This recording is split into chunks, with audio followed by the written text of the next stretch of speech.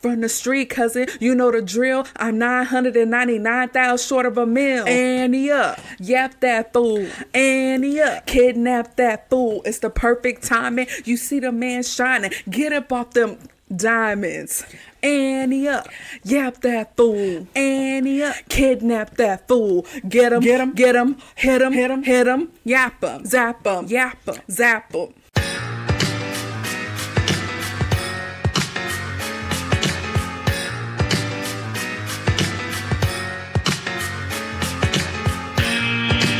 Welcome to Sup Media Reviews, the podcast that never needs spoiler alerts because it takes you back in time to relive the nostalgia of classic TV shows and films that you've probably already seen. I'm your host, Kiara, and each week I'll dive into the archives to bring you my take on movies and TV shows from at least 20 years ago. From cult classics to forgotten gems, I'll review them all and give my honest opinion on their impact and whether or not they still hold up today. Join me as we revisit the iconic characters, memorable moments, and timeless themes that made these shows and films so special. So take a break from adulting and get ready for a trip down memory lane with Sup Media Reviews. What's up, home slices? Thanks so much for tuning into Sup Media Reviews. I'm your host, Kiara, and if you're listening to this episode on its release date, January 30th, 2024. It is the 20th anniversary of the film I'm reviewing today. Today we're celebrating 20 years since You Got Served was released into this world. I'm excited to review a movie that my 13-year-old self was so eager to watch. This movie primarily features group members from the hit R&B group B2K. Omarion, aka Omari Granberry, J-Boog, aka Marques Houston, Raz-B, aka Demario Thornton, and Lil Fizz, aka Drew Frederick. Additionally, the movie features Marques Houston as Elgin, Jennifer Freeman as Leah, and Steve Harvey as Mr. Rad. I literally cannot wait to review this movie today. Now, before we jump into the fun facts for You Got Served, I have to plug some of the upcoming reviews that I'm really excited about.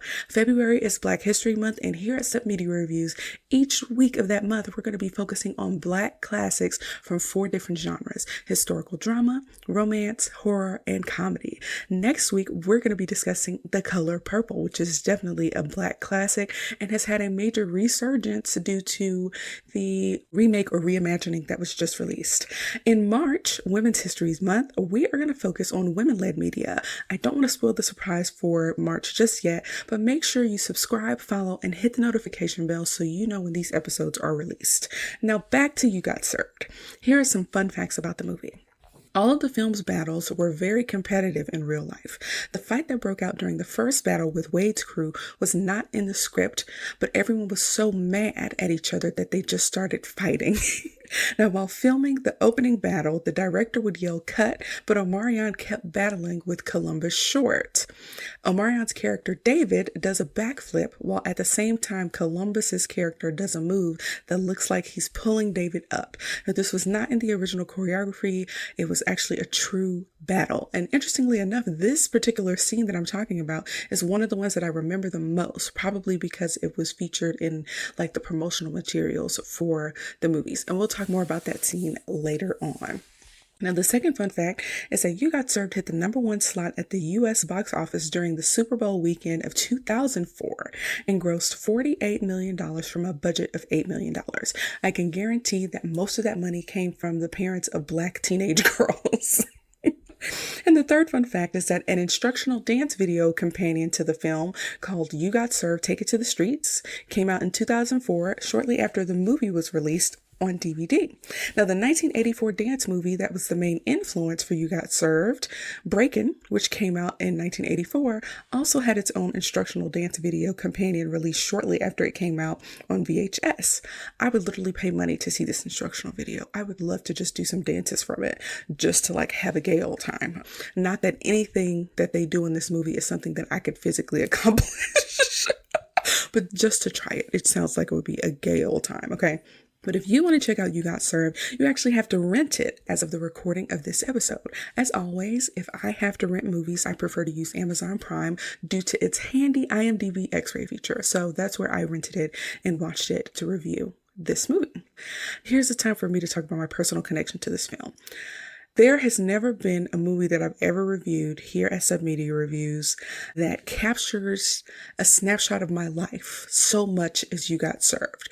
Because from ages like 11 to like 13-ish, B2K had me in a chokehold, okay? So this personal connection piece is going to be riddled with things that I remember from that time, with things that I was able to research. It's going to be the longest personal connection section that I have ever discussed in the history of all of my reviews, because just, again, this particular time period in my life, I was very impressionable. I was in my adolescence, and I just remember the time really fondly, like middle school going into high school. Y'all, let's just get into it, okay? So again, around the time I was 11 years old, a 4-member R&B group of good-looking Black teenage boys came out. They were called B2K, which loosely translates to Boys of the New Millennium, and little Black girls everywhere went crazy, including myself and my friend group and my sisters. B2K made music that might actually still secretly slap, but you probably aren't proud to bump too loud these days. Some of the songs were like a little bit cheesy, and for the most part, I feel like they don't all hold up as well. I remember that B2K was freaking everywhere when I was younger.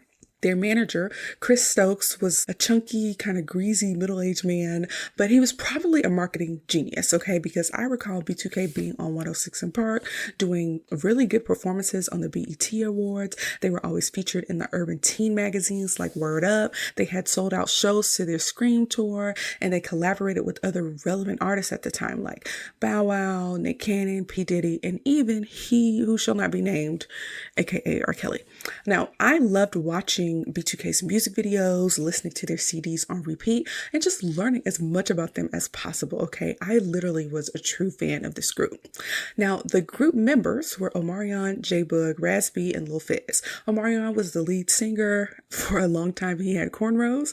J-Boog was like a really, really good dancer, and I feel like it wasn't until later, maybe like second or third album, that we learned that he actually also could sing really well, which was a surprise to me. There was Raz-B, who was a talented singer too. He had one song in particular where he did the lead vocals, so he was a good singer as well. And then we had Lil Fizz, who was not a singer at all, and he was the rapper of the group, and he had a really kind of unique voice. Yeah, the choreography was always on point for them. I personally love J-Boog. And to this day, I think he's still the most attractive, okay? Because I was a super fan, I know almost all of their songs. But some of my favorites were Sprung, Bump Bump Bump, and Gots to Be. Of course, the other songs that kind of come to mind is like Bada Bing, Go Bada Boom. Like, the songs were never particularly well written or anything, but they were just catchy, just so catchy. And Omarion had a really distinct sound. He sang probably like 90% of the songs. So in addition to like the distinct sound and the catchiness and just their whole image and the fact that they were everywhere, I feel like I'm not speaking to, maybe, I don't know if it's sacrilegious to say they were kind of like my Beatles. That's all I'm going to say. I'm going to move on from there. Also, when this movie came out, the soundtrack to You Got Served was probably the first soundtrack in my lifetime that I actually really dove into, that I like listened to all the songs, that I knew where the songs were placed in the movie and the kind of themes behind them. I think this was like my first time exploring a soundtrack, just because I was so kind of enveloped in the fandom of the entire group. So it was nice that we got like a movie as well as new music from the group too. The soundtrack actually reminded me of something. There were a number of musical acts that were less popular but routinely piggybacked off B2K's success. The most notable to me are Orion, who is Omarion's brother, and Janae Aiko. Now, funny enough, Orion and Janae actually have a child together, and I'm happy that Janae finally gets her own shine. Janae has a song on the soundtrack called Happy. That was one of my least favorite songs, but her voice sounds pretty good on it. And Janae, like I said, finally has a career on her own, and she doesn't have to ride B2K's coattails anymore, so I'm really happy about that. As I was doing research for this review, I forgot how many notable stars were in You Got Served. This movie features 2 members of IMX, formerly known as Immature, including Marques Houston and Jerome Jones, aka Young Rome. Now, we know Marques Houston from his role as Roger on Sister Sister and his brief solo career with songs like Naked, Circle, and Clubbin'. Y'all, Clubbin' is my song, okay? You know we be up in the club, down on my thugs, honey, show me love, need to play the gun. Like, I enjoy that song. But other notable stars in this movie include Steve Harvey, Lala Anthony, Megan Good, aka Coretta, apparently. Lil Kim, Jack A. Harry, who is also from Sister Sister, and Columbus Short. Again, Chris Stokes might not have a whole bunch of scruples. We'll get a little bit into that later, but his marketing skills are fantastic, okay? He convinced some big names to be in this movie. I also discovered that he wrote and directed this film, so let's keep that in mind as well. Now, interestingly enough, around the time You Got Served came out, the group disbanded. B2K was no more, okay? Now, from what I thought I remembered from 20 years ago, I thought Raz-B had accused manager Chris Stokes of some type of sexual harassment or SA. Now, I don't know if any of the accusations were investigated or substantiated at all. So all of that is alleged. Don't sue, okay? But after doing a little research, I found a couple of articles that offer different perspectives on the breakup. Now, one article mentioned that Raz-B, J-Boog, and Fizz were dissatisfied with their management, Chris Stokes, due to not being financially compensated appropriately, and they wanted to leave their label. Now, Omarion apparently had agreed to exit with them, but at some point changed his mind. Because he saw Chris Stokes as a father figure, he refused to leave the label along with the rest of his group mates.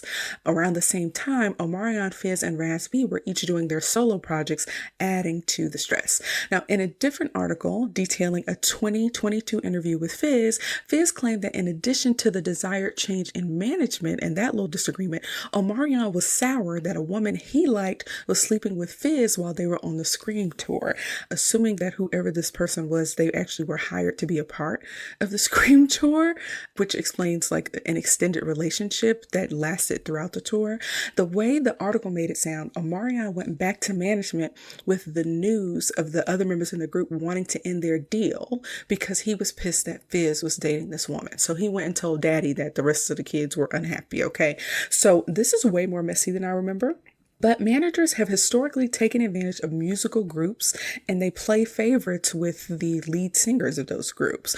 It's literally a tale as old as time. So a lot of this stuff is not beyond the realm of imagination, okay? I think that the group disbanding added to the desire of fans to see this movie because we basically knew it was the end of an era. We, of course, didn't know if they would ever get back together, if there would ever be any more music. So this basically was their last gift to us. It sounds silly, but I was 13, okay? That's what it felt like to me. It was their last gift to us after they broke our freaking hearts, okay?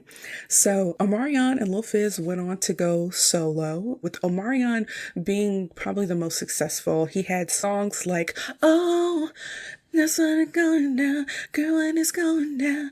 He also had Entourage, maybe I'll be my husband, and also Icebox. I got this icebox where my heart used to be. And he was even in the Fat Albert movie as the villain, if you all remember, along with Marques Houston, who was one of the characters, the one that had like the mask over his face. I don't know the man's name, but Raz-B moved to China. I don't know what he was doing in China, but he seems the happiest to me of all of them. He has this blissfulness about him that makes me think that he is just so happy. And then J-Boog went on to make and star in low-budget movies. That's all I know about him. Back in 2019, B2K came back together for the 2019 Millennium Tour, which was like a reunion tour. So I probably could have gone, but I think the little preteen girl inside of me was low-key over it. And again, because I don't feel like all of their songs hold up, I don't know what it would be like to be in a room with people who were like in their 30s dancing to Bump Bump Bump. I don't know. I also want to note that You Got Served was referenced in shows like South Park, Meet the Spartans, and Dance Flick. I would personally also credit it with inspiring like a short wave of similar films, most notably Stomp the Yard, which came out in 2007 and also featured Columbus Short. Now, in my research, I found that there is actually a loose Canadian sequel called You Got Served, Beat the World that came out in 2011. WTF. Like, I low-key want to watch it. A sequel? Who knew? Okay.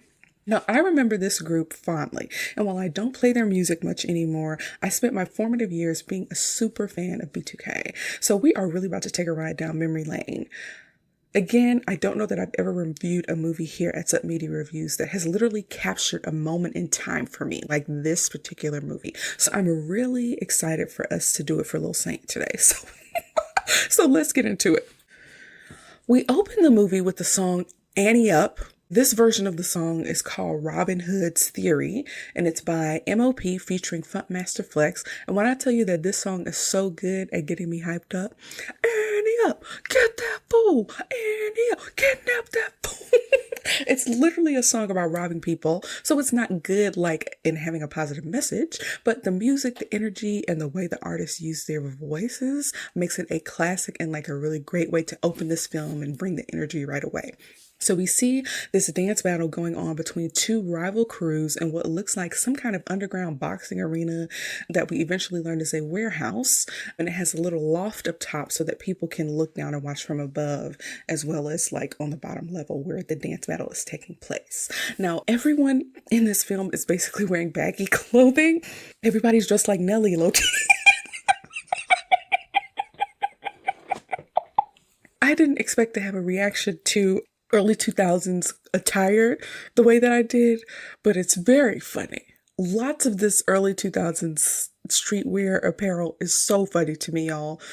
Oh, Jesus. But anyways, everyone who is dance battling right now is really feeling the music. They're all dancing their butts off, and the crews take turns throughout the song, often like dividing their crew into smaller groups to do like separate little routines.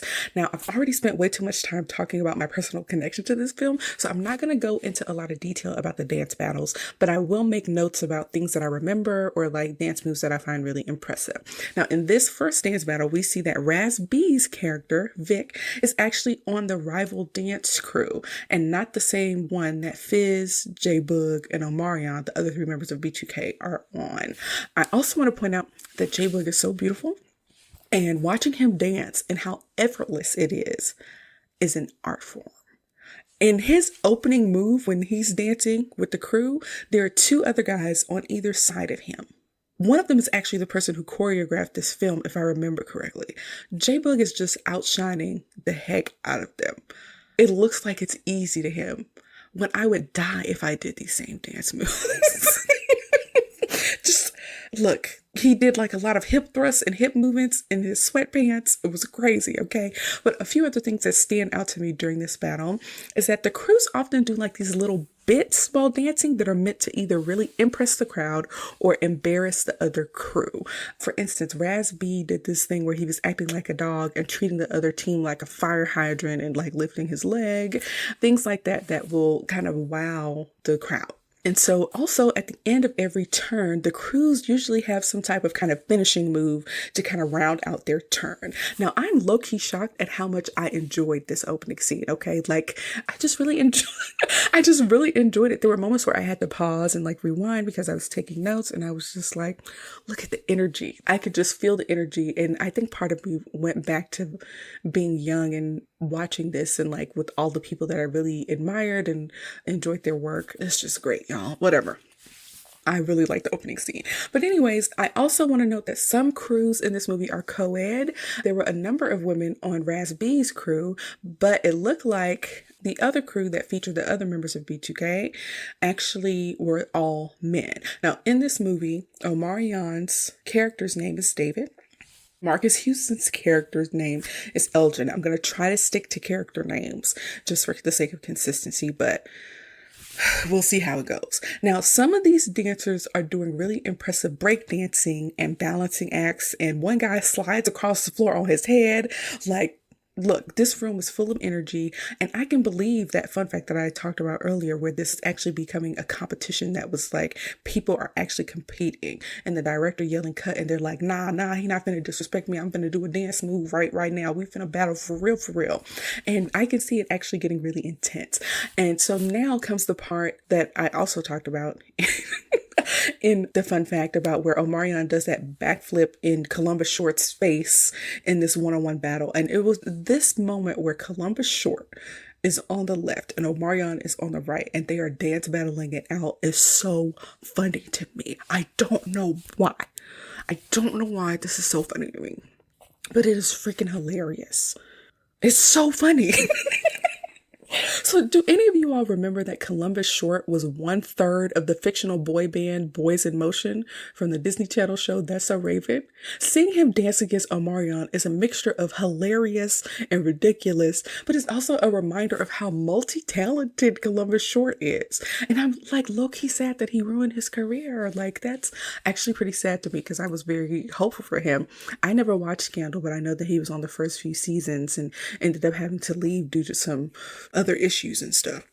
One of the other things that I noticed, I don't want to get us off track, y'all, but one of the other things that I found out is that Columbus Short was married to a woman whose first name I cannot pronounce from 2005 to 2013, and she is also in this movie. She's also in You Got Served. We meet her later, but I'm curious if they were already dating and they booked this movie together, or if they met on You Got Served. How crazy would that be? That's crazy. But anyways, while I was going down that rabbit hole, I also found out that Columbus Short was married previously, and his relationship with that person ended because he had an affair with Britney friggin' Spears. Y'all, what is going on? That's scandalous, okay? Jeez. So yeah, that's crazy. But the woman who he actually got married to and was married to for a number of years, her character's name is Toya. I'll get to her a little bit later. But yeah. Anyway, while Columbus Short and Omarion are battling, David, again Omarion's character, does a backflip right as Columbus literally looks like he's pulling Omarion up. And you can see, if you pay attention, the shocked faces on all of the other dancers' faces, and you can tell that that was not planned, that it just kind of worked out that way. But it was cool, and it got the crowd going, and to me, it was obvious that David and Elgin's crew edged out the rival crew. So the Steve Harvey character, whose name is Mr. Rad, comes onto the dance floor to basically say that the battle is over, and he gets the crowd to vote on which crew wins the $600 in prize money. And immediately I said, $600? WTF? Each crew looked like they had maybe 10 to 12 people on it. If you win, that's like $50, $60 per person. If you think about how much time they had to spend rehearsing, $56 per person is not worth it, okay? Personally. Now, anyways, David and Elgin's crew win, of course, and they do a little taunting to the other crew. But when Vic, again, Raz-B characters, moans about not winning, Mr. Rad steps in and lectures him about, you need to get better and not moan about you losing and don't start no trouble up in here. Now, from what I remember hearing about, like, this movie being made, Mr. Rad's character was actually supposed to be kind of like a villain. But Steve Harvey refused to be anything but a fatherly role model in the neighborhood in this film. And while it's cool that he provides a safe space for the crews to compete, it's a little bit weird how invested he is in dance battling. There was something a little bit off-putting about how invested he was in these kids' lives. And I can't put my finger on it. And it may just be me. I just felt like middle-aged man, young men and women doing dance battles in his warehouse for money. Am I tripping? Anyways, immediately after they win or whatever, two young ladies approach the crew, praising their performance and telling them that the only thing that the crew is missing is the two of them. Their names are Toya and Kiki. And again, Toya is the one that ended up marrying Columbus Short. Now, this is when I realized that the dialogue in the movie is awful. Mind you, they've only said a few sentences so far. The movie just opened up, but the dialogue in the movie is so bad. And I can't tell if it's me being critical as like a 30-plus-year-old woman now who has made it her business to do unsolicited reviews of movies and TV shows, or if the way they're talking is just so outdated that like the jargon doesn't fit anymore. Of them being like, we want to be done with your crew. And Omarion being like, yeah, I've seen you guys. You're tight. Oh, Jesus. And again, the early 2000s clothing is awful. And Lil Fizz's hair is a mess. Nobody slicked back his hair. What is going on? More like Lil Frizz. His hair was so frizzy. What was wrong with him? Now, in the next scene, Elgin and David are on a basketball court playing one-on-one and talking about life. Omarion's acting is actually pretty bad, but we will give him a pass because I believe this is his first kind of feature film situation. Marques Houston, of course, is a better actor. He was acting since he was a child. I remember seeing Immature / IMX in a number of house party movies. Marques Houston also played Roger in Sister Sister. So his acting was better, but there really is only so much you can do with like a script written by Chris Stokes. Had he ever even written a script before? Who knows?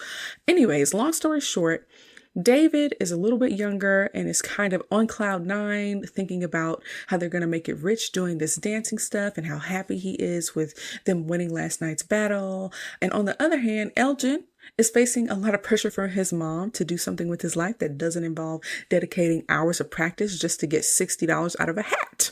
His mom is overworked. His sister can't afford to go to Princeton, so she is working and going to community college until she can save up enough monies. So, his family's struggling, inner city stuff. And suddenly, David brings up the name Emerald just out of freaking nowhere. Later on, we find out that Emerald is a local crime person. I feel like the assumption is supposed to be that he is a drug dealer, so we're going to go with that. But after I really thought about it, I was like, they could be doing any number of illegal activities, but we'll just say drugs, okay? But apparently, Emerald's a local drug dealer that David and Elgin do runs for in order to get fast cash, because getting real jobs with their dancing schedules is unreasonable, maybe? Why? Just get a job. Anyways, they make a deal with each other that this is going to be their last run because they low-key hate having to do this for money, but they just don't have real jobs and are pouring themselves into this dancing stuff for $60 out of a hat every so often. But Emerald, who is played by Michael Teleferro, is a bald, dark-skinned, chunky man who wears suits and smokes cigars and low-key reminds me of the boss villain in Space Jam, Mr. Swackhammer. He's supposed to be menacing, but something about his affect comes across a little cartoonish, which is why he reminds me of Mr. Swackhammer. You may remember him as one of the prisoners from the movie Life. I believe is he the one that asked about the cornbread? Or was that Bernie Mac? Who asked about the cornbread? Jesus. I think it was him. Let me check. Yeah, that was him. Yeah, okay.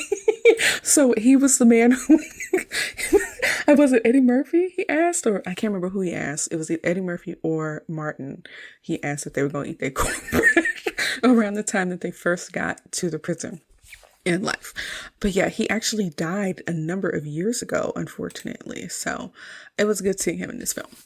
So yeah, they do the run for Emerald and get some money. Moving on. It's the next day and we are at Elgin's house. Elgin's mom is played by Jackée Harry. Again, sister throwback. Even though Jackée Harry did not play Roger's mom in Sister Sister, she was a motherly figure to him. So it's kind of neat seeing them together again. And his sister Leah is played by Jennifer Freeman, who you may remember as the light-skinned replacement for the middle daughter of My Wife and Kids. Now, I never thought Jennifer Freeman was a good actress, and her performance in this movie is no exception. But because David and Elgin were out late, David spent the night at Elgin's house, and Leah is instructed by her mother to make the boys some breakfast. And I was like, oh, gross, okay? These boys don't have no job. They can make their own breakfast. All they be doing is dancing and rehearsing. They have energy, okay, to make their own breakfast. Immediately, though, we are made to realize that Leah is interested in David. Jennifer somehow was able to muster up enough emotion to show us that when David's name came up, that she was like, oh, David. But David and Jennifer, have a dumb conversation off to the side. I can't get into it, but just know that they have some tension going on between them and that they haven't hung out in 3 years since David moved away to like a different neighborhood. So this tension for them is new, okay? There is, however, a point where Leah says that she's like, I've been busy with work and school. You know how it is. And I want to point out that David does not, in fact, know how it is. He's not in school. He don't have a real job. He don't know how it is. Now, David volunteers to walk Leah to work. In the background, there's a song by Janae going called Down For You. It's not on the soundtrack, but I remember it. And I was like, Omarion didn't brush his teeth or his hair. Like, are you talking to this girl with dragon breath? Now, I will say, I do not like Omarion's or Lil Fizz's hair in this movie. Omarion literally has pigtails. What's going on? I understand that he had kind of phased out of the cornrows, but the whole movie pigtails. And Lil Frizz, having that frizzy ponytail, because he used to wear twists like early on in his career, or his hair was shorter and then sometimes he would wear his hair in twists, but then he switched to a ponytail. Where was the hair budget? Where was the hair budget, Chris Stokes? What the heck? Now, when when David and Leah are walking Leah to work, she gets a call from her brother Elgin, and Elgin is low-key suspicious of David. But he asked to speak to David because after the battle the previous night, some rich white kid named Wade gave him a tape that he wants to watch with David. So David hurries back to Elgin's house, where the tape reveals that Wade and Max's crew wants to challenge David and Elgin's crew to a battle where each crew puts up $5,000. Now, Wade and Max come across as very believable douchebags. They have, I don't know if they're more experienced actors. Chances are they are, because B2K was, to my knowledge, had never really acted in anything before. But these two douchebags, Wade and Max, they have acting experience, or they're just douchebags and they're acting like themselves. Speaking of douchebags, I recognize the actor who plays Max. I cannot remember his name. I had Googled it. Okay, I had to take a second to look it up, but his name is Robert Hoffman. I remember him being on the earliest seasons of Wild 'N Out. And if I recall, he might actually be a douchebag in real life. Something about him, again, this is from my memory, and this is probably almost 15 years ago that I have seen him in Wild 'N Out. But for whatever reason, in my memory, he came across as wanting to show off how good he was at stereotypically Black things or activities, which could, is not limited to dancing. I want to say also rapping too, and comedy. With comedy, anybody can do comedy. But I don't know if anybody will understand what I'm talking about or agree with me, but that's okay. But anyways, David and Elgin, of course, want to participate, but $5,000 is a lot of money for these unemployed occasional drug runners. So they'll have to figure something out. They decide that they're going to share the news with the rest of the crew after tonight's dance battle. So I'm trying to figure out what's the schedule for dance battles, because they did one the previous day. They're doing one today. Is it weekends? Is it every night? Who knows? I don't freaking know. So let's move on. We're on to the next battle, okay? An all-male crew battles a crew of all ladies this time. We don't have any dogs in this fight. There's no vested interest in this particular battle. The song that they're dancing to is called Find Out by Ace Yalone. I don't know how to pronounce this person's name, but they go, you don't know now, but you gonna find out. It's not on the soundtrack, but I do think of it as one of the songs that comes to mind when I think about this movie. Now, because we don't care about either of these crews, the battle is pretty short, but the guys obviously win. Now, I want to point out that these dancers actually can be really expressive. It's kind of impressive the way that they taunt each other, and how, in addition to moving their bodies, they're moving everything else too, including their facial expressions. I was like, they actually did a pretty good job on that. The dancing is still impressive to me. Now, when the all-male crew wins the money in the hat, Mr. Rad reveals that David and Elgin's crew wants to challenge them for double or nothing. And this all-male crew accepts because of pride and ego, and because the storyline requires it, okay? We need to see that David and Elgin's crew is better than all the other local crews out there. Now, weirdly enough, David and Elgin's crew, as they battle this other crew, dance to the exact same song as the battle before, Find Out by AC Yalone, however you pronounce it. And the battle is good. The most notable moves include a brief appearance from the new female members of the group, who have learned choreography in a matter of a few hours. If you recall, they just asked to join yesterday. So that was fast. J-Boog's character, who is named Rico, was being fashioned into a mannequin that flips the bird at the other crew. That was very good and memorable. And David and Elgin's crew literally danced the other crew off the stage. So those were the kind of top moments for me. They did clearly win the battle, and before they could collect their winnings, David and Elgin revealed the $5,000 challenge to the crew. One of the members of the crew was like, show me the money, what? I was like, don't we talk like this in the early 2000s? So David and Elgin asked the Show Me the Money What guy if he could get someone named Oscar to join them so that they could win this $5,000. But according to that guy, I believe his name might have been Marty. I'm not 100% sure.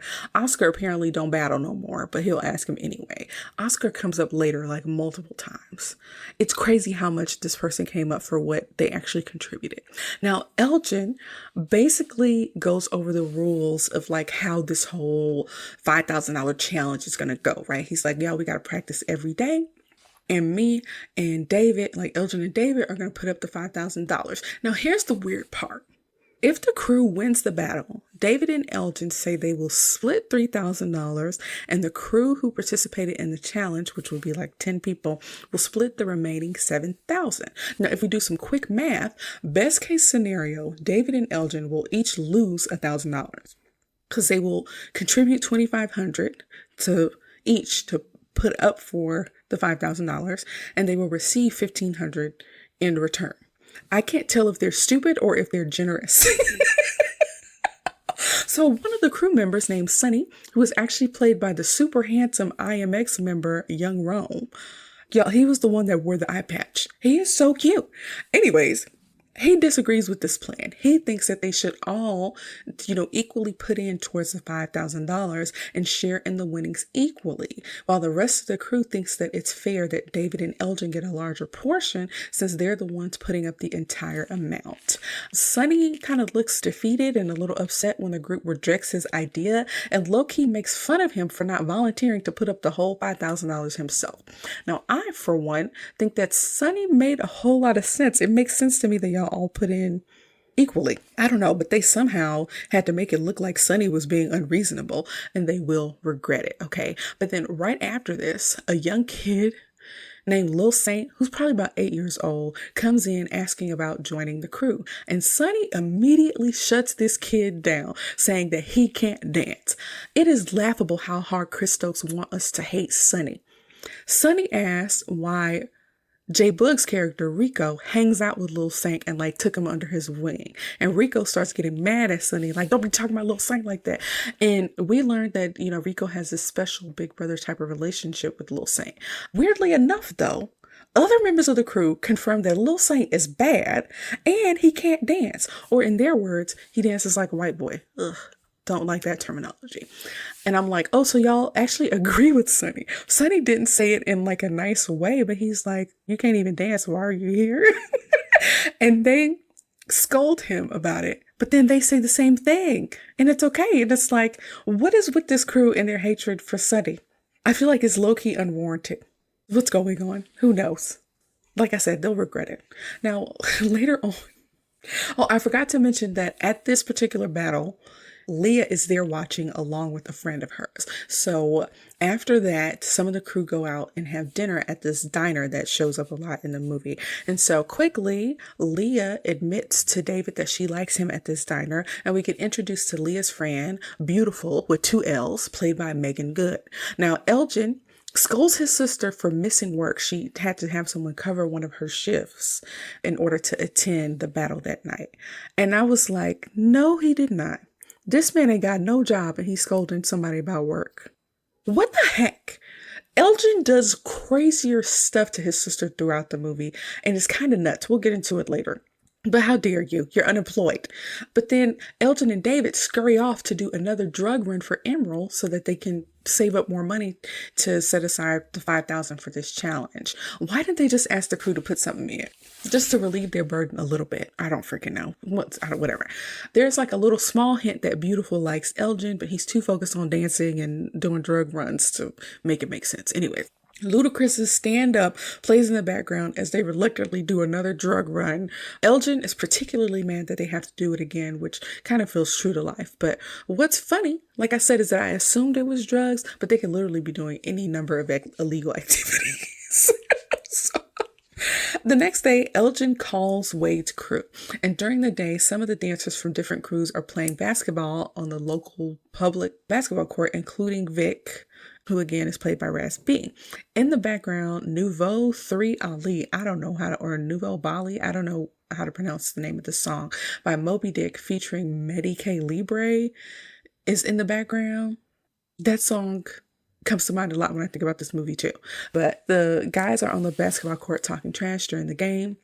And Vic's facial expressions and Raz-B's delivery of Vic's lines were actually pretty convincing in this moment. I was low-key impressed. But Wade and Max show up to the basketball court, and Elgin tells them, y'all, we finna battle y'all in a week. And Wade is like, oh, y'all practice? My crew doesn't practice. We just do it. And I was like, excuse me? What dance crew just does it? What does that even mean? No, we just do it. What are you talking about? There's no way that you all could be that syncopated and together and synchronized. I don't know, syncopated is probably the wrong word. But that rehearsing, what are y'all talking? I don't know nothing about dance crews, but if y'all don't rehearse, how? How do you dance together? This makes sense. Jesus, we don't rehearse. I'm sorry. Anyways, Elgin gets pressured into scheduling the battle for that very night. When he talks to David about pushing up that timeline, he basically said that his ego got the best of him, and we find out that they actually don't have the 5K to put up tonight. Elgin got 2,000, David has 1,500, so Elgin is somehow going to get the rest. So again, under these new circumstances, best case scenario, Elgin will put up $3,500 and receive $1,500 in return for a complete loss of $2,000. Why is nobody doing the math on this? Okay, whatever. Oh, I forgot to mention that David and Elgin also have like a little stupid handshake and a noise that they make when they're done. Like, stupid. So Elgin ends up asking his grandma for the money. It's actually like a cute little scene between a grandson and a grandma. It's cute. Oh, and it actually explains a little bit of why Elgin is the way he is. It's not justifiable, but like, whatever. It's just a cute little scene with his grandma. So next up, we're at Mr. Raz's warehouse, and the 5K battle is about to start, and Sonny is nowhere to be found. If y'all remember, Sonny is the one that wanted everyone to contribute and split the 5,000 evenly, and he's the one that was talking noise about Lil Saint in a way that everyone hated, even though they talked noise about Lil Saint shortly after. But anyways, he's nowhere to be found. So Lil Fizz's character, who I believe's name is Rashawn, I think that's his name. He tries to call him on this super retro smartphone. I suspect it's the Motorola V70, but y'all, technology has come so far, okay? Sonny does not pick up the phone, so they have no idea where he is. The teams hand over their money to Mr. Rad and Mr. Chuck. Mr. Chuck is an LAPD officer who is packing in case someone is feeling froggy over the $10,000. Now, Mr. Rad wants to emphasize that friendship is the most important thing. We're not going to be fighting up in here, okay? So it's time for the battle, and when Sonny shows up, we realize that he is actually now a part of Wade and Max's crew. He's a traitor. The betrayal.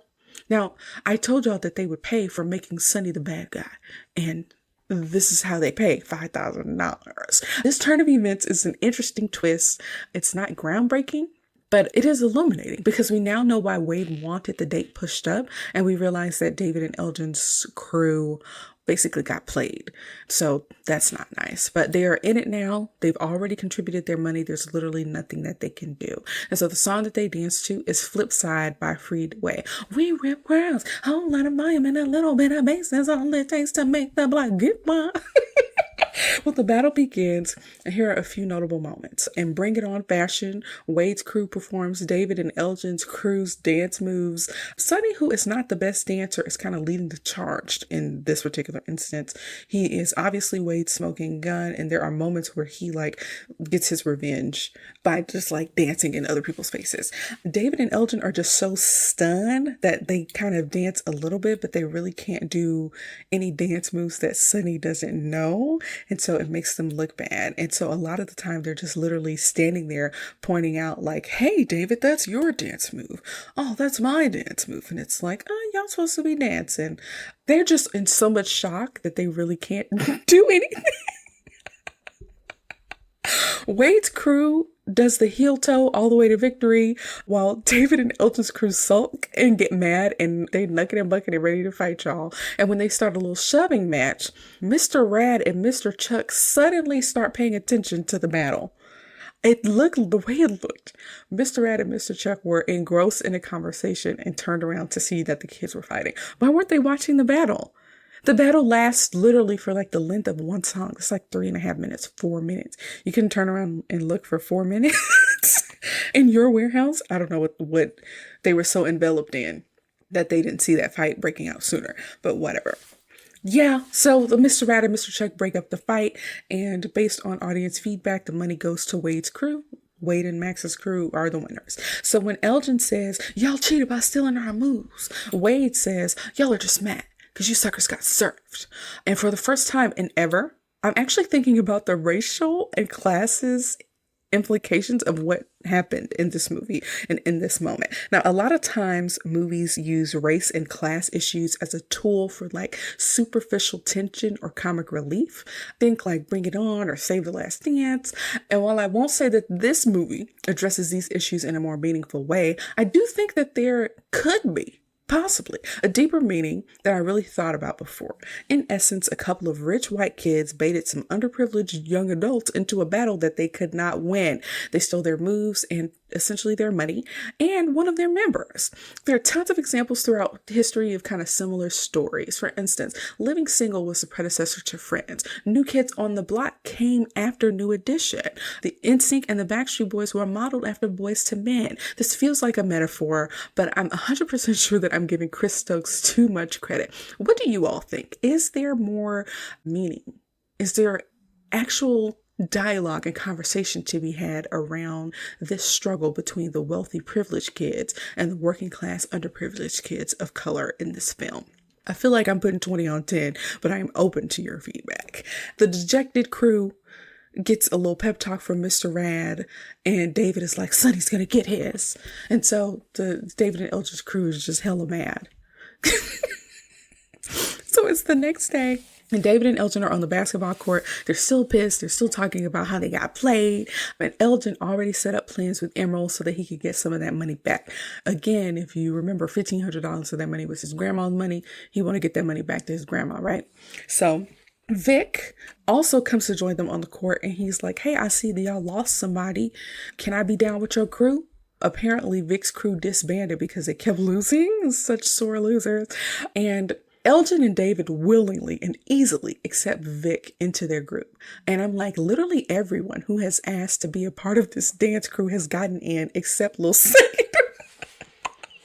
They basically have an open door policy that this team of people literally only rejected people who are below the age of 10. They'll let anybody in. But anyways, David borrows $10 from Vic, and he leaves the basketball court promising to meet up with Elgin at 10 p.m. to do those illegal activities for Emerald. Now, David picks up Leah from work, and they hang out and foo-la-la at the diner. Now, when I say foo-la-la, it basically means the same as like lollygagging or like hanging about with no particular purpose, I guess, or reason. But yeah, I just want to clarify that. So they foo-la-la at the diner. And David's phone keeps blowing up because his crew wants to talk about how crappy their experience was at the $5,000 dance battle. But Leah is getting tired of the phone ringing. So at some point, Emerald calls Elgin and says, hey, I need you all to come sooner. I need you all to make the drop now and not at 10 p.m. as was originally planned. And so I said it in a way less menacing way. So Elgin tries to call David to say like, hey, we need to go out here and get active. When he calls, Leah decides to turn off his phone because she's like, look, you've been answering phone calls at this diner the whole time. And you need to be focusing on me. And he's like, okay. He's like, oh, I know you didn't just turn off my phone. Sure, let's hang out uninterrupted. So yeah, now Elgin is unable to get in touch with David and is doing something very dangerous on his own. So yeah, that's how it goes. Also, this date probably only cost $10 because that's all he borrowed. What the heck? Anyways, so Elgin basically has to double up on the drug run.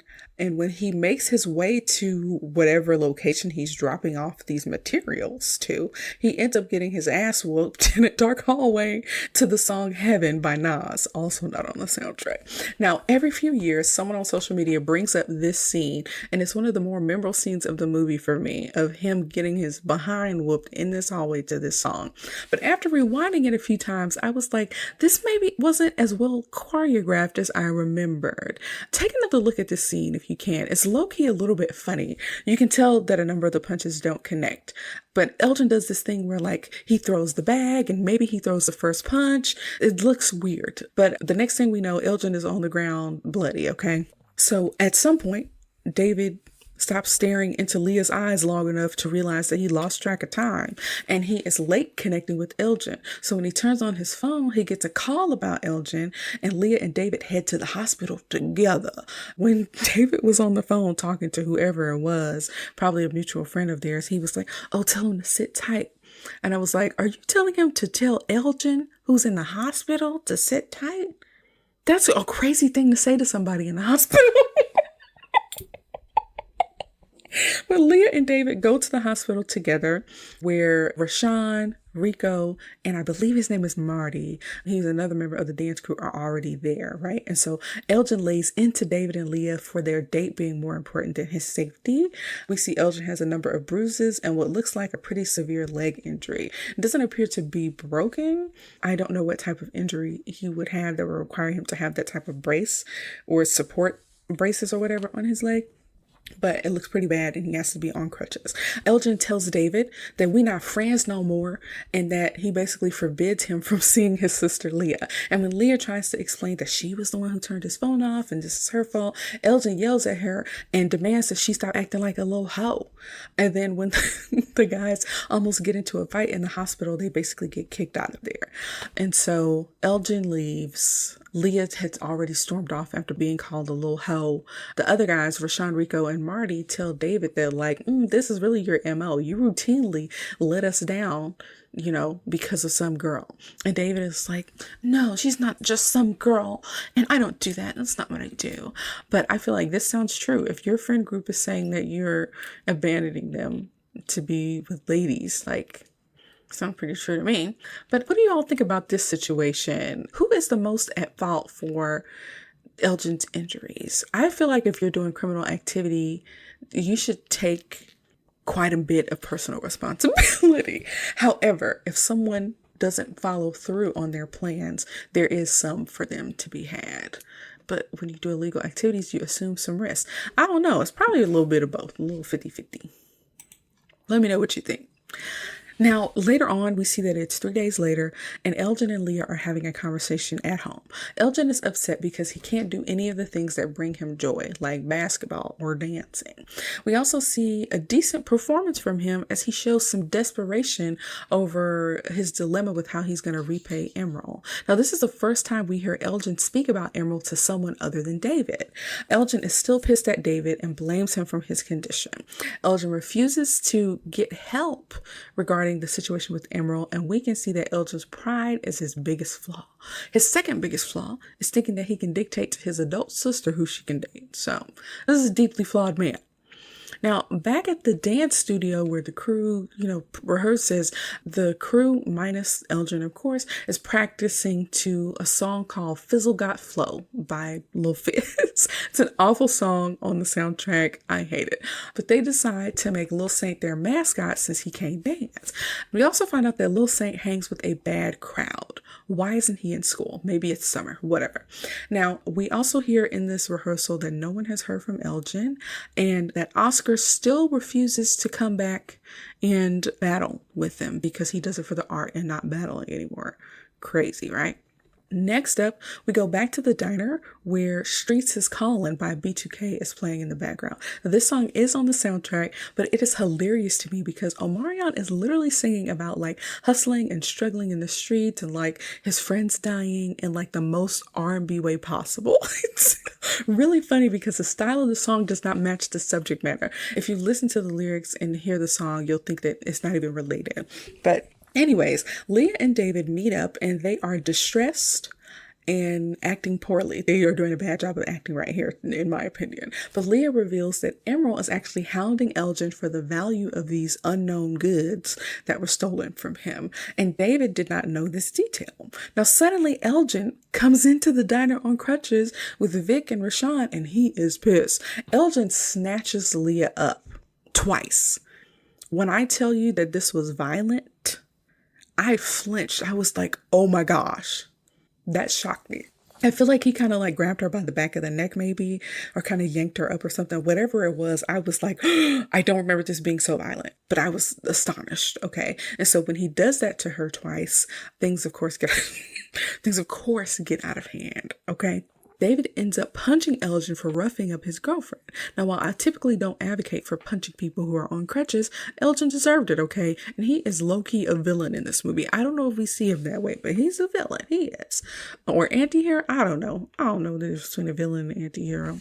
But later on, Beautiful and Leah have a chat. The big idea is that Leah is in love with David, or that's at least what Beautiful thinks. Leah is going to be staying with Beautiful for a little bit so she don't have to deal with her abusive brother. Now, next up, we see Elgin doing exercises and some rehab to, repair his leg and get back on his feet. And his grandma is at the house trying to resolve the rift between Elgin and Leah. It's very grandma-ish to kind of ask siblings to kiss and make up without caring too much about the details of the disagreement. But long story short, Leah reluctantly agrees to not see David, and she says that she hates Elgin for basically forcing her hand. Her grandma tells Elgin off for putting his hands on Leah and for trying to rule over her, and saying that if she is making a mistake, you got to let her make it so she can learn. She even uses his full name, Elgin Barrett Eugene Smith III. You can tell she means business. One of the ways you can tell she means business is when she tells him to sit his ass down. That was funny to me.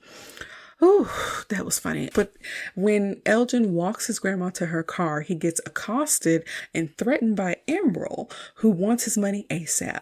Now, Elgin won't be able to work it off for Emerald, since paranoid Emerald thinks that Elgin could have possibly staged the robbery to get Emerald's money. So he squeezes Elgin's bad knee to get the point across that I will murder you and that I'm going to give you a few weeks on account of the fact that your partner called me and begged me not to hurt you. And I was like, not everything in this movie is like actually possible. This feels the least possible.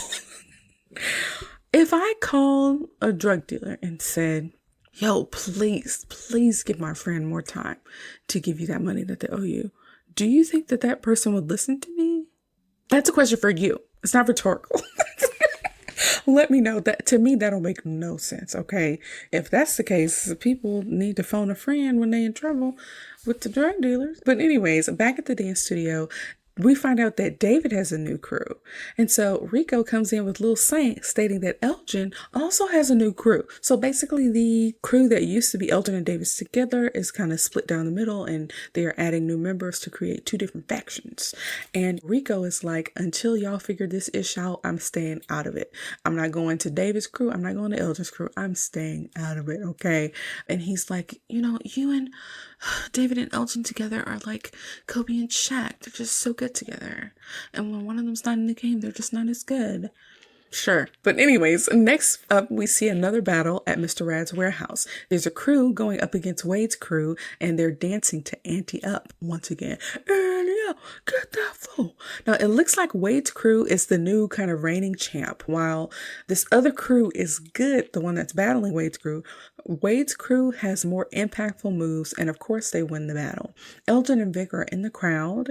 Wade and Max actually spot them and taunt them a little bit, but David and some of the other dancers are there, and they all kind of cross paths at the same time. So there's some tension between these two kind of factions of, these little splinter groups of dance crews.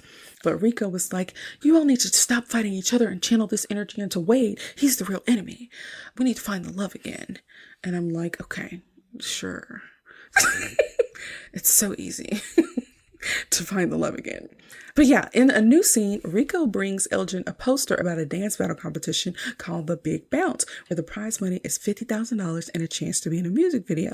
Now, Elgin is salivating at the opportunity to pay Emerald back with this money, but he shuts down Rico when he suggests that they get the old crew back together. One of the issues I have is that they do not talk about what makes David and Elgin such a great team. We know they have been friends for a long time, but whenever you have these movies that focus in on like a friendship, It's really important for us to know what one person brings to the table that the other person doesn't, that actually makes them complementary to each other. And that piece of character development really is not here, in my opinion. But yeah, we don't know why they work so well together. They're friends. Like, what does one of them dance, the other one coordinate? Like, who freaking knows? Like, we don't know.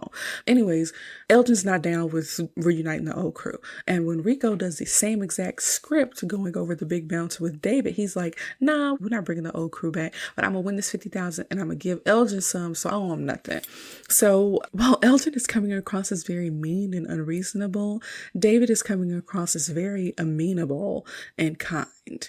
Not necessarily personality traits, are they? I don't know. But it doesn't explain their roles within the dance team or the dance crew.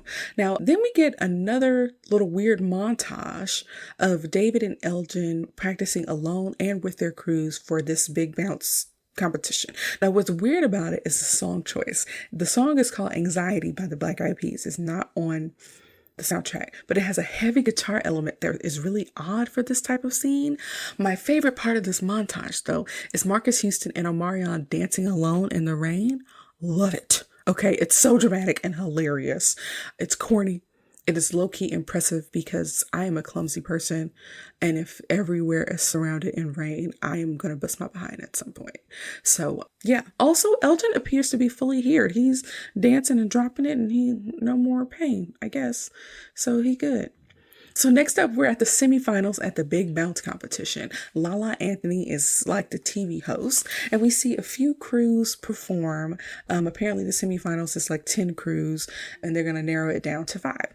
So if you look closely and pay attention, you will see that a few dancers appear in more than one crew throughout the movie. Now, the one person that is most notable and recognizable to me is B2K's choreographer, Dave Scott. He's super easy to spot because he's 6'4", while the tallest member of B2K is 5'7", and Marques Houston is 5'10". So these crews dance to Do That Thing by B2K featuring Lil Kim, and also a remix of Bada Boom by B2K. You want to see that big bada bang, go bada boom.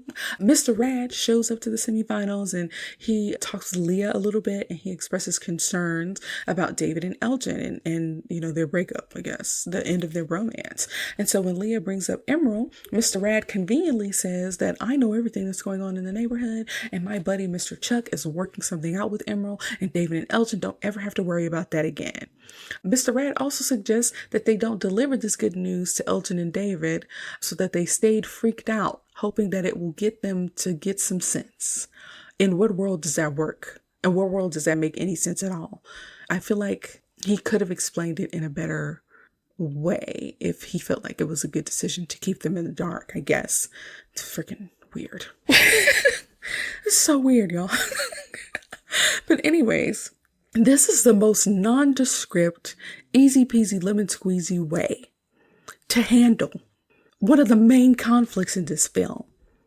To have a man just show up and say, I have a police friend who's going to deal with this drug dealer, and David and Elgin get off scot-free, even though they're participating in criminal activity. This is a nice way to wrap it up in a little tiny bow, huh? Huh? Isn't it? This is what I'm talking about. The story's not all the way developed, not all the way thought through. Okay? That doesn't make sense to me. Now, in this moment, I realized that Steve Harvey, Megan Good, and Lala Anthony are in this movie and also in Think Like a Man, okay? So that's an interesting connection. Now, Wade and his crew dance to The Choice Is Yours by Black Sheep. My dad's side of the family really loves this song. The song is not on the soundtrack, but you may know it. You could get with this, or you could get with that. You could get with this, because this is where that. Love that song. Engine number 9 on the New York Transit line. If my train goes off the track, pick it up, pick it up, pick it up. But anyway, Wade's team has like the super flexible wiggly guy that helps them to secure their spot in the top 5. We learn from Lala that the winners will also be in a Lil Kim music video. So how nice is that? Okay, not just $50,000, but a chance to be visible and have other opportunities. We love that. Okay. Now, David's crew is up to perform in the semifinals, and they dance to a song called Smells Like a Party by B2K. Hate that song. It's on the soundtrack. I hate it. It smells like a party. Rashawn and Rico are in the stands because, again, they are refusing to pick a side. So they're just there observing. And they mentioned that, like, hey, we ain't seen Lil Saint today. That comes back later, clearly. But as David's team is performing, one of the dancers falls and one of their stunts doesn't go over well. So they end up not qualifying for the top 5. But next up, Elgin's crew dances to Take It to the Floor by B2K, which is okay. So I don't know who you think you are. We can take it to the floor. We can take it to the. Tell me what you want to do, me. Jesus, memories. I don't necessarily think that Elgin's crew was like the best, but could they make it to the top 5? Sure. I also feel like they really engaged the judges and the crowd, and nobody fell. So I guess it makes sense that someone would qualify. So apparently this is the same day. We're at a diner. They go back to the diner. Beautiful and Leah pop up on David. And Beautiful kind of berates David while Leah is like, girl, give us some privacy. And Leah is like, I'm just here to comfort you and be here for you. I know we're not seeing each other anymore due to my brother's wishes, but like, I hope you okay. And David was like, you know what? Elgin's crew beat us in the finals. And I was okay with that. And I was like, Omarion's character's only real trait is just kind of being nice. Or a little naive. I don't know. He's not well-rounded, I'll say. But right then, Rashawn runs in saying that Lil Saint got shot in a drive-by. And they go to the hospital where Rico was asking about seeing Lil Saint. And the nurse is like, okay, well, you're not family because his family just left an hour ago. And I was like, beep, beep, beep, beep. Hint number 1, if a family left an hour ago after a child was shot, I would presume that that child expired, personally. But they didn't pick up that hint. So they all sit in a waiting room until Elgin and Leah arrive. Mind you, separately from David, because David was like, you can't show up with me because the last time you showed up to a hospital with me, all hell broke loose. And so Leah and Elgin show up, and a doctor who's played by Dorian Wilson, aka Professor Ogilvy, if y'all remember him from the Parkers, lets them know that Lil Saint died. Rico is so overcome with grief that he punches a wall, damaging the drywall. And the punch feels believable. The crying feels believable afterwards. But we quickly cut to a new scene. Something about this scene feels out of place. Like the part that was recorded with the doctor may have been in a different location to where the wall got punched. Something about that transition was not very smooth. But overall, I think J-Boog did a decent job of displaying grief. And I think that this scene and this scene alone is probably what made J-Boog think that he was capable of making low budget movies. So yeah, Summer Madness by Kool and the Gang plays in the background, which is again not on the soundtrack. But next up, it's the next day. Rico comes to Elgin's house and he's hella composed compared to how distressed he was the previous day, okay? He and Leah concocted a scheme to get David and Elgin in the same room to convince them to merge the crews. All of this is fueled by Lil Saint's death and Rico's desire to be the man that Lil Saint thought he was. Now, David and Elgin really are not trying to hear it, but Leah ends up making some good points about how the whole crew deserves a chance to win $50,000 and not just a portion with some new people that Elgin scrapped together.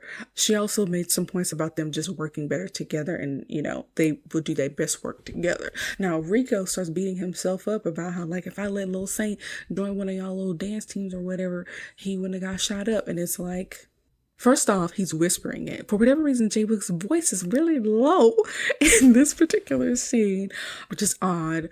But he's like blaming himself for what happened to Lil Saint. And it's like, unless you shot the gun, like, y'all told him not to be hanging out with them people he be hanging out with. Like, it's not your fault, buddy. But I will comfort you personally.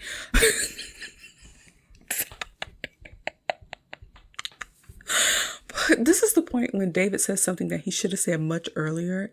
Apparently, the contest rule says that they have to compete with the crew that they started with. And that settles that. And it's like, why didn't y'all say that before? Y'all went back and forth about this disagreement. Just say it's against the rules, baby. We can't do it. A disagreement over with, okay? Elgin was not going to let it happen anyway, even if the rules were okay. Elgin still was not at the point of forgiveness. Like, not even for Lil Saint, cuz. So it's finals, y'all. The top 5 of the dance crews are performing and it's finals time, okay? So Wade approaches Elgin's crew and they talk a little smack before, they get the dance battles going. Well, it's not battles. These groups are performing. And so each crew is in like a different color Adidas tracksuit, which is freaking crazy. And Lil Kim is present and a judge and is actually interacting with people. And it's not one of those weird things where a celebrity is green screen into anything. Crazy. We also see a famous choreographer named Wade Robson who's hosting and announcing team names.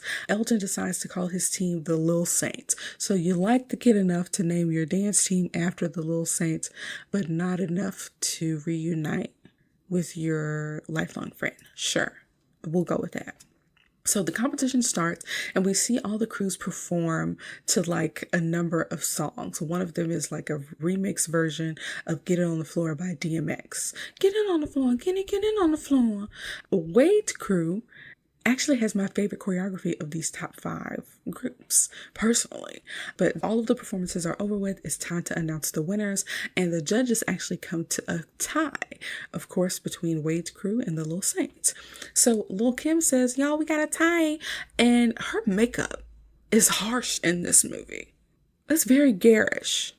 I didn't remember that. But yeah, her makeup was harsh in this movie. Where's the budget, Chris Stokes? Where's the makeup budget? Where's the lighting budget? Where's the hair budget for the guys? 2 of your guys have long hair. Where's the money? Where's the money going? Who freaking knows? So anyways, Mr. Rad, after hearing that there was a tie, easily brushes through Lil Kim's security to tell her that she needs to pick a winner. This is so important to our boys. But then the crews start fighting a little bit. So Mr. Rad breaks it up and he's like, hey, we need to battle this out like on the streets.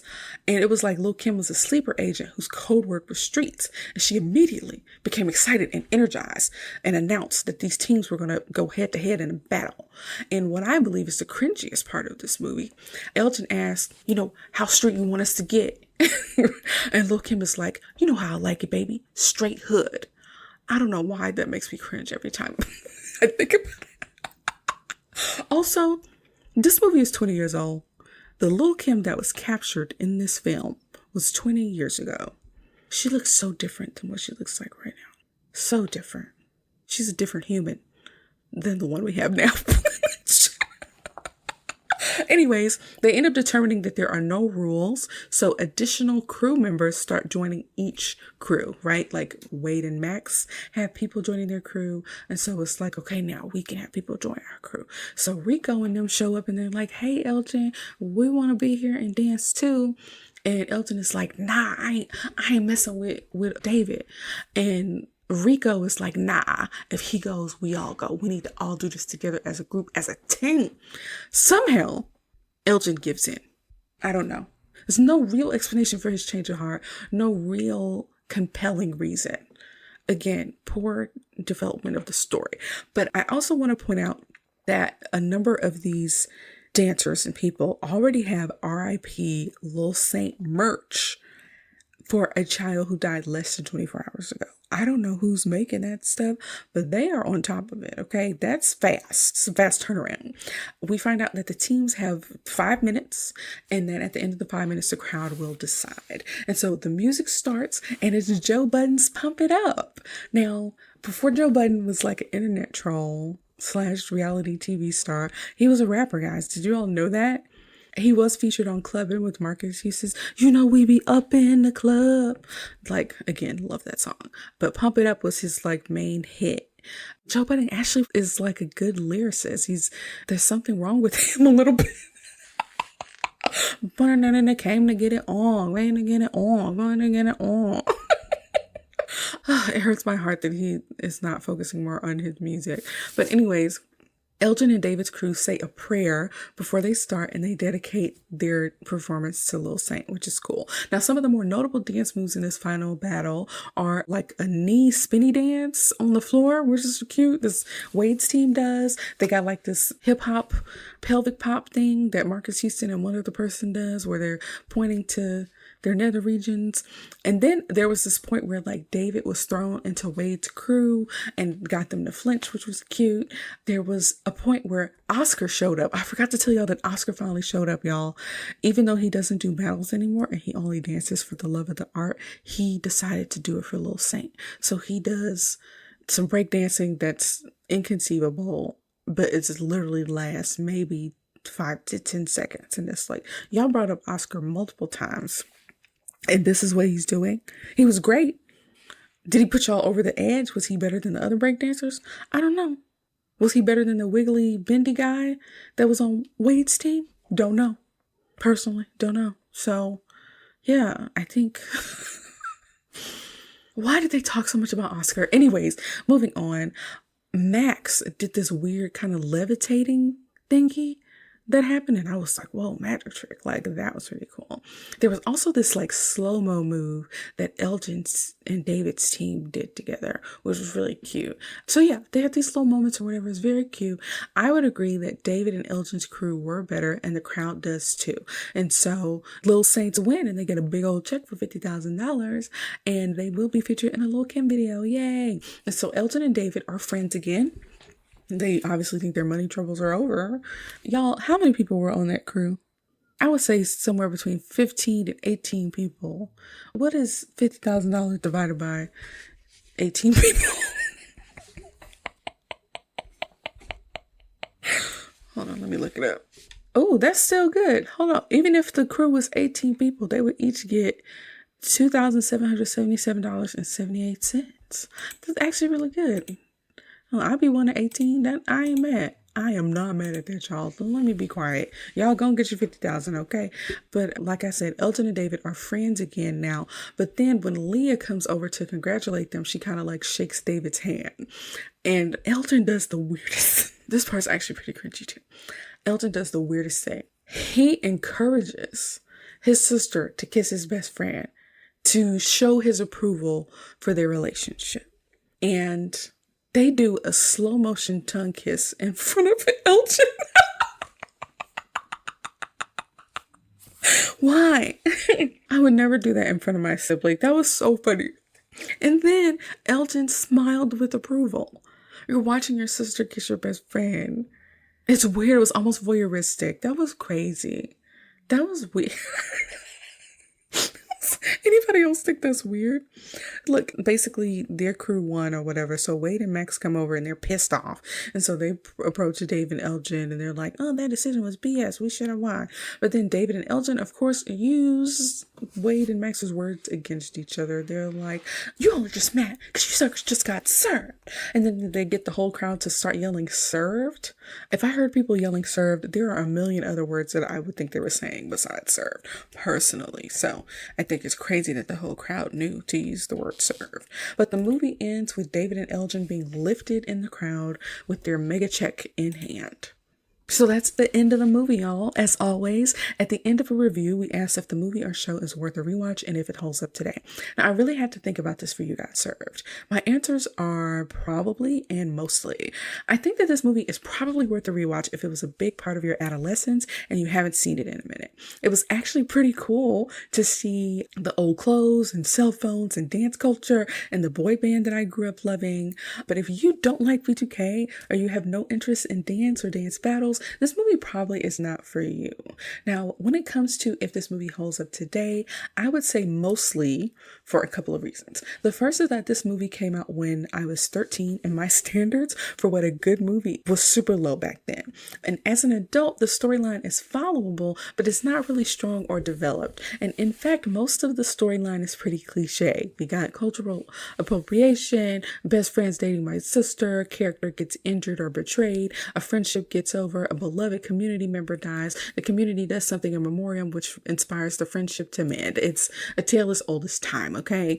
The acting is pretty mediocre. There are some really cringy moments. The characters are mostly one-dimensional. And the other reason that this movie doesn't 100% hold up for me is because of Elgin's toxic behavior towards his sister. He comes across as slut-shaming, controlling, overprotective, and misogynistic. Like I said, it's just toxic, and we don't need that, okay? But other than those couple things, while the style of dancing has changed in the past 20 years, the dancing in this movie was and probably will always be super impressive to me and well choreographed. I enjoyed rewatching this movie and like laughing at it and kind of reminiscing on like, yeah, I remember that. I still know the lyrics to that song. I just got reminded of so many things, and the way that you can tell that I got reminded of so many things is by how long my personal connection portion of the show was today. So overall, like I said, enjoyed rewatching it, but it's a special case for me because this movie is like near and dear to my heart and kind of encapsulates a number of years in my formative years. So if you loved B2K and you want a blast from the past, I would recommend you rewatch it. Now, over at Rotten Tomatoes, You Got Served received a critic score of 14% and an audience score of 69%. I feel like the critics are tripping and the audience is more in line with my own opinion, but that's only because of how near and dear B2K was and I guess is to my heart. So let me know what you think. Thanks so much for tuning into Sub Media Reviews, where I reviewed You Got Served on its 20th anniversary. Did you rewatch this movie recently? Does it hold up for you? Please share your thoughts with us on our social media pages, Facebook, Instagram, and YouTube. We want to hear from you. Join us in February for our Black History Month movie review series. Tune in next time when I review the 1985 film, The Color Purple. You don't want to miss it. Peace out. Thanks for listening to Sub Media Reviews. I hope you enjoyed our trip down memory lane just as much as I did. If you have any suggestions for movies or TV shows you'd like me to review next, or if you just want to share your thoughts on today's episode, you can find us on Instagram, Facebook, YouTube, and Pinterest at Sub Media Reviews, and on submediareviews.com. Don't forget to subscribe to the podcast so you never miss an episode. And if you have a moment, please leave a review on your favorite podcast platform. Your feedback helps me improve the show and spread the word to new listeners. So until next time, peace out, home slices.